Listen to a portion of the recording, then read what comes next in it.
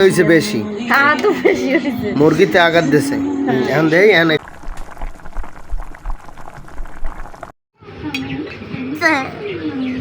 হয়েছে যা খাও।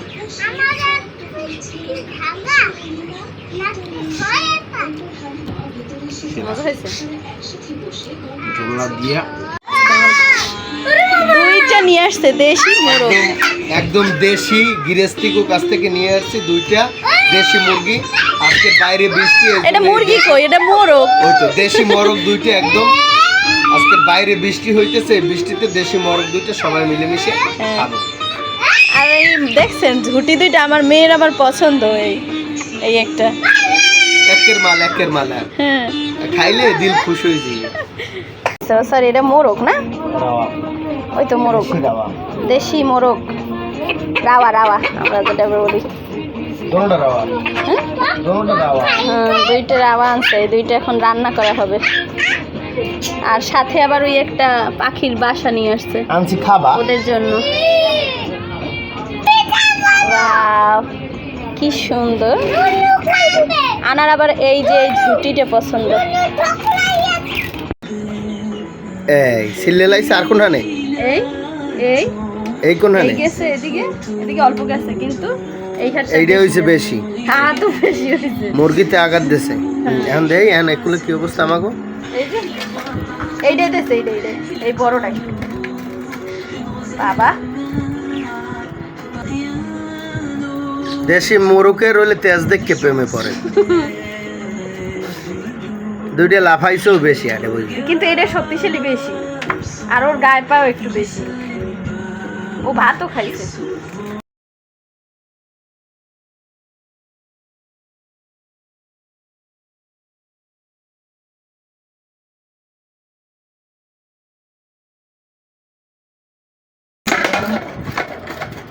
দেখা গেছে। দাও আমার হাতে দাও, এটা খাসির জান, খাসির জান। আমি এক্সপ্লেন করেছি। আর হালকা মাও আপনাদের জন্য এমন একটা এপিসোড নিয়ে এসেছি যেখানে কেটে কেটে নিয়েছি গোস্ত এখানে। হ্যাঁ দর্শক এখন এটা এখন ধুয়ে টুয়ে হাতে মেখে তারপর চড়াবো। এখন যাই ধুয়ে নিয়ে আসি। এইটা দেব। আর এই তো এখন দেখেন আমার ধোয়াটা হয়ে গেছে, এখন হলো গিয়ে চড়ানোর পালা। তো মাংসগুলোকে দিয়ে দিলাম, আর এত সুন্দর মাংস ছিল, লাল টুকটুকে, একদম দেশি রাওয়া, যেটাকে মোরগ বলা হয়। তো ওইটা নিয়ে আসছে, আমাদের আঞ্চলিক ভাষায় আবার রাওয়া বলি, সেটা আবার কেউ কিছু মনে করেন না।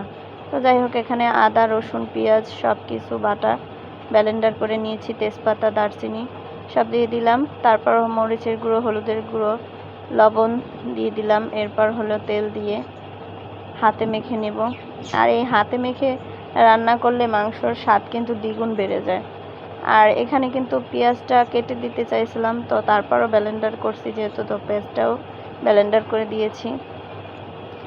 এখন ভালো করে মশলাটা গায়ে গায়ে মাখিয়ে নেব। আর একটু তেল কম মনে হয়েছিল, তারপর আবার কে তেল দিয়ে দিলাম। এখন আবার এই তো বসাই দেব।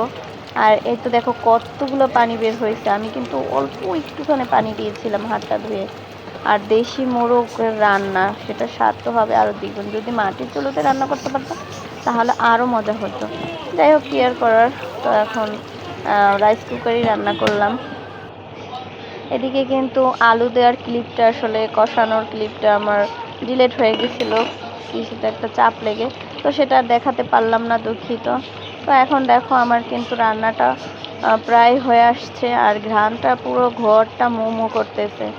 ওর বাবা আর মেয়ে আর ছেলে তো তারা দুপুরে খাবারটা খায় না, এটা বিকালের সন্ধ্যার দিকে রান্নাটা শুরু করছি। আর এই তো দেখুন বন্ধুরা, এত সুন্দর একটা লোভনীয় কালার আসছে, মাশাআল্লাহ অনেক সুন্দর হচ্ছে। আর ওর বাবারে যখন কষানো মাংসটা দিয়েছি তখন খেয়েও ভালো লাগছে।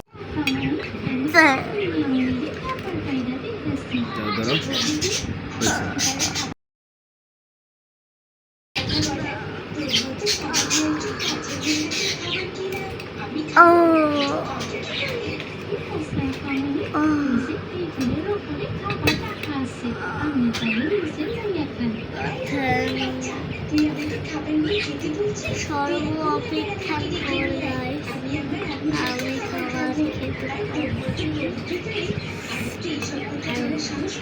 খেয়ে জানাবা যে কেমন হয়েছে।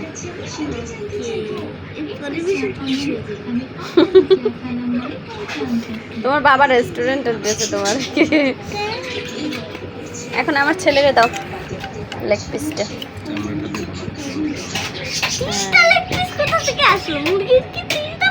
কেন আমার আজকে 2টা মুরগি রান্না করছি।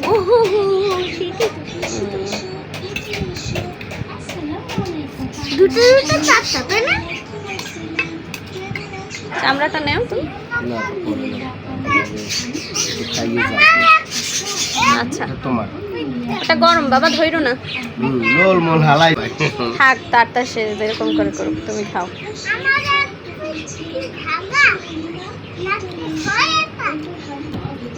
মজা হয়েছে। জোলা দিয়া দেশি মুরগির ঝোল, মজা তো হইতেই হবে।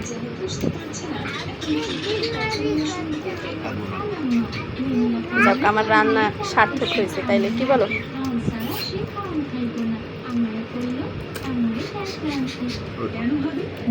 আনা একটু খাইয়ে দিবি, দাও কেমন হয়েছে। ওকে ওকে দাঁড়ান, লেগ পিসটা খাইয়ে দেখো, একটু খাও। ওরকম না, ওইটা ধরে নাও, ছেড়ে নাও, ওটা গরম গরম। হ্যাঁ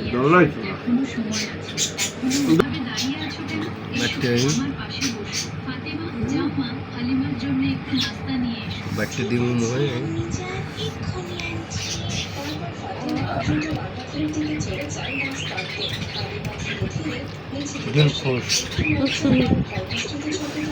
ওই একজনে খাইতে পারছে পালাইয়া। তো যাই হোক, তারা কিন্তু খাওয়া দাওয়া করছে আমার রান্না বান্না শেষ হওয়ার সাথে সাথেই। তারপর আবার রাতের বেলায় অল্প করে সবাই খাইছে, আমি সবার শেষে বসলাম, যেহেতু তারা রান্নার পরে একটু খেয়ে নিয়েছিল। তারপর আমি এবার এখন নিয়ে বসলাম, এখন একটু পেঁয়াজ নিয়ে নিয়েছি। আসলে কালারটা যতটা ঝাল ঝাল মনে হইতেছে ততটা কিন্তু ঝাল হয়নি, আমার বাচ্চারাও খুব মজা করে খাইছে। আর এই মরিচের গুঁড়াটা কেমন জানি না, কিন্তু একটু ঝাল হয়নি। কতখানি মরিচের গুঁড়া দিছি, তারপর ওর বাবা বলছে ঝাল ঠিক আছে, তাদের কাছে আর কি ভালো হয়েছে। আমার অবশ্য ঝাল না হইলে আবার ভালো লাগে না। তো এখন খেতে বসলাম। আজকে রান্না করতে যাইয়া যে আমার কি অবস্থা হয়েছে তা তো তোমরা দেখতেই পারলা।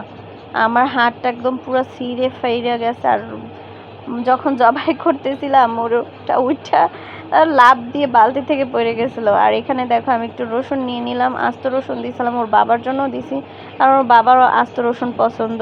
কি আর করে সেটা আর মনে ছিল না, তারপর আবার রাত্রেবেলা দিয়ে দিছি, তখন খাইলো। আর এখন দেখো গোস্তটা এত সুন্দর সফট হয়েছে, সিদ্ধ হয়ে গেছে। আহিল আনা তো খুব মজা করেই খেয়েছে, বাসার সবারই নাকি ভালো লাগছে। আজকে মোরগটা একদম ঝোল করেছি, বেশি পাতলাও না একদম গাঢ় না। আর হালকা মশলায়, বেশি মশলা দিলে কিন্তু স্বাদটা নষ্ট হয়ে যায়, আর বেশি মশলা দিলেও খেতেও খারাপ লাগে আর স্বাস্থ্যের জন্য ভালো না। এরকম হালকা করে ঝোল করলাম আর সাথে পেঁয়াজ দিয়ে খাচ্ছি, আলহামদুলিল্লাহ অনেক মজা হয়েছে। তো আজকে আমার এই পুরো ব্লগ ভিডিওটা তোমাদের যদি একটুকু ভালো লেগে থাকে তাহলে একটা লাইক করে কমেন্ট করে জানাবা যে কেমন লাগলো তোমাদের। আর অবশ্যই আমার চ্যানেলটাকে সাবস্ক্রাইব করে দিবা, হ্যাঁ, যারা নতুন, আর যারা দিছো তাদেরকে অসংখ্য অসংখ্য ধন্যবাদ। তো এরকম যদি মজার মজার ভিডিও, দারুণ দারুণ ব্লগ, রান্নার রেসিপির ভিডিও পেতে চাও তাহলে আমার চ্যানেলটাকে সাবস্ক্রাইব করে রাখতে পারো, আর বেল আইকনটি পাশের চেপে দিবা। যদি নতুন নতুন ভিডিও দেখতে চাও তাহলে তোমাদের সাথে নোটিফিকেশন চলে যাবে। আলহামদুলিল্লাহ অনেক মজা হয়েছে, সবাই বাসা সবাই প্রশংসা করছে। আজকে সেরা বলছে আমার হাজব্যান্ড। আর এই জিনিসটা কিন্তু আমার আর আহানাহেলের পাপার খুবই পছন্দ, এই গিলা মুরগির গিলাটা আমরা খুবই মজা করে খাই। যেহেতু আজকে 2টা মোরগ আনছে, তো ওটা আনাকেও দিছি, একটা আমি খাইছি, ওর বাবাকেও দিছি, তো ওর বাবা রাত্রবেলাও খাইছো। আজকের মতো এখানেই বিদায় নিলাম, সবাই ভালো থাকবে, সুস্থ থাকবা, আল্লাহ হাফেজ।